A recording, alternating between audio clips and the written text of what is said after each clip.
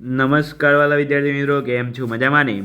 આજે આપણી અસાઇનમેન્ટ 2026 દ્વિતીય પરીક્ષા માટે ધોરણ 9 ગુજરાતી વિભાગીય ચેપ્ટર નંબર 14 8થી 10 વાક્યોમાં ઉત્તર લઈને આવી ગયા છીએ. વિડીયોને લાઇક, શેર અને સબસ્ક્રાઈબ કરવાનું ભૂલતા નહીં. આજે આપણે આનું સંપૂર્ણ સોલ્યુશન કરવાના છીએ. ચેપ્ટર નંબર 14નું વિડીયોમાં એન્ડ સુધી બનાવી રહેજો. 8થી 10 વાક્યના ઉત્તર છે. આ પ્રકારની કંઈ તમારી અસાઇનમેન્ટ રહેશે, બરાબર. એમાં આપણે દરેક વિષયનું સોલ્યુશન મૂકીએ છીએ અને આજે ધોરણ 9 વિષય ગુજરાતી વિભાગ એ ચેપ્ટર નંબર 14નું 8-10 વાક્યમાં જે ઉત્તર છે એનું સોલ્યુશન લઈને આવી ગયા છીએ. તો ચાલો એક પણ મિનિટ કે એક પણ સેકન્ડની રાહ જોયા વગર આપણે આનું સોલ્યુશન જોઈ લઈએ. અહીં પ્રશ્ન 1 આપેલો છે, વાડીના જલસાને તમારા શબ્દોમાં વર્ણવો.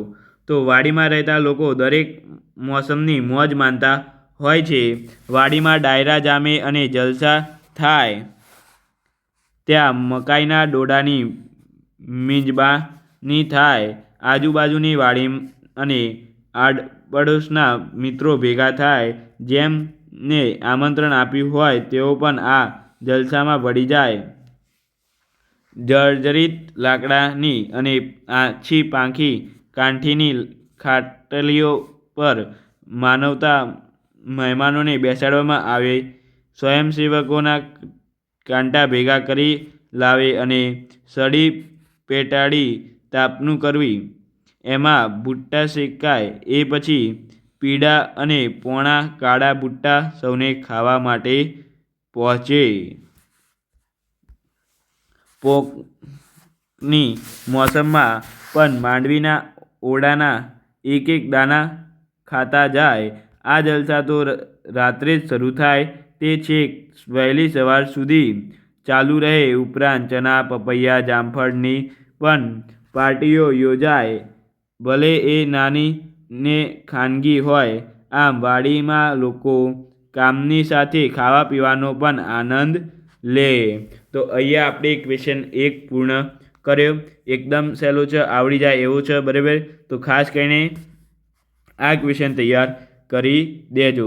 ત્યાર પછી અહીંયા તમારે છે, વાડીની લીલી દુનિયા વચ્ચે કેટલા જગત હોય છે. આ વાક્ય વાડી પરના વહાલા પાઠના આધારે તમારે ચર્ચા કરો. તો અહીંયા છે, વાડી એટલે જાણે નાના મોટા જીવોનું સંગ્રહ સ્થાન.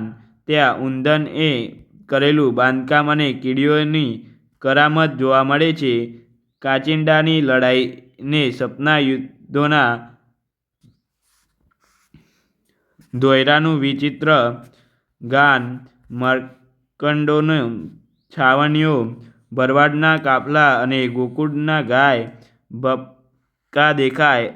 વળી યાદ રહી જાય એ રેતી વીછો ડંખ મારે.